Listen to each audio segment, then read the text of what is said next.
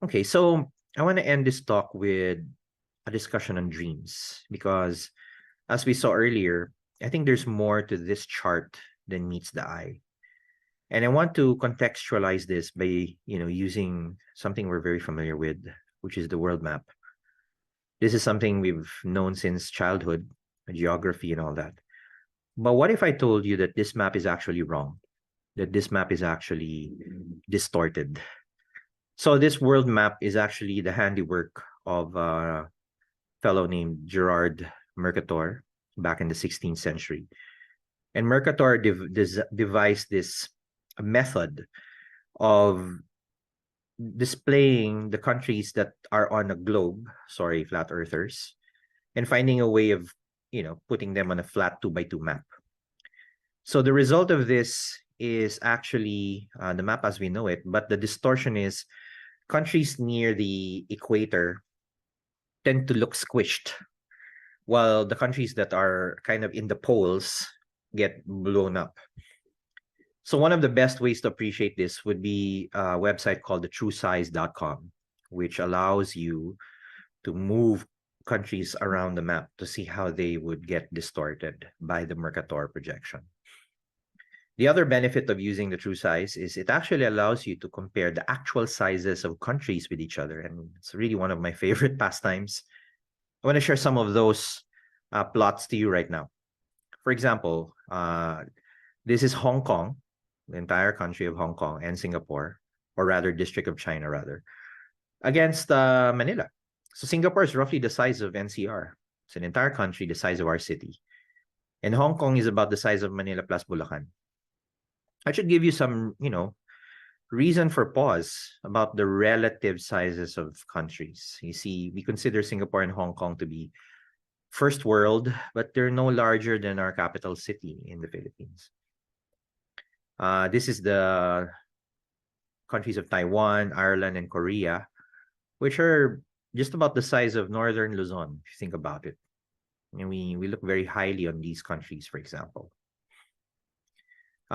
This is the event is called Contact Island, so I thought of talking about some islands in the Visayas. So Lebanon is about half the size of Palawan. Palestine is about the size of Mindoro. Kosovo is about the size of Panay. Qatar is just the size of Negros, Oriental and Occidental, and Brunei is just a little larger than Bohol. And yet, when we think of countries like Qatar, for example, very rich country, would we think that it's just the size of one of our islands in the Visayas? Mindanao, as a landmass, is roughly the breadth of Austria or the United Arab Emirates or Hungary.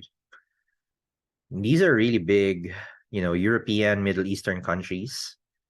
And yet, they're just basically 1/3 of our archipelago.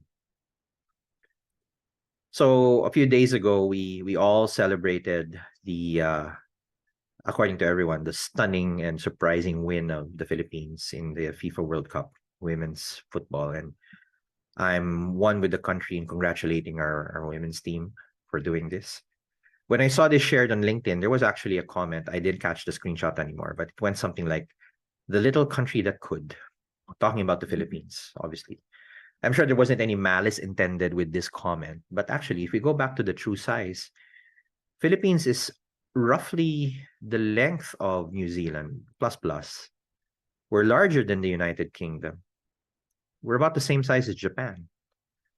And our populations are bigger than any of these countries. Japan, roughly equal, about 100 million people in Japan, just like the Philippines. But the point I'm trying to make here is the Philippines geographically is not a small place. We were just conditioned, perhaps from birth, to think of ourselves as small. And that's something worth reflecting on. If you go back to the utopia of Singapore and Israel, Israel is just a slice of Luzon, and Singapore is, again, just the size of Metro Manila. So we have to start reflecting on exactly what kind of potential the Philippines has to be a contender. And I'm just using geography as a basis. But even if we look at population of Israel and Singapore, about 5 and 9 million. In 2021, we published a labor market intelligence report sponsored by PBED for the AAP. And one of the statistics there is to look at, as a proxy, how many people were interested in AI based on Facebook statistics. And at that time, this is 2021, there were more people interested in AI in the Philippines than there are people in Singapore, and about two-thirds the people of Israel. In other words, we keep underestimating the fact that we have a lot of people in the Philippines. And then I want to connect this with our earlier discussion on AI, about creating users of AI. Code is a big barrier to adoption, to be a builder. But to be a user of AI, you just need to speak English and write English. And I can imagine these 6.4 million across the Philippines, or the 2.5 million between the NCR and Region 4A, are probably people who can write English.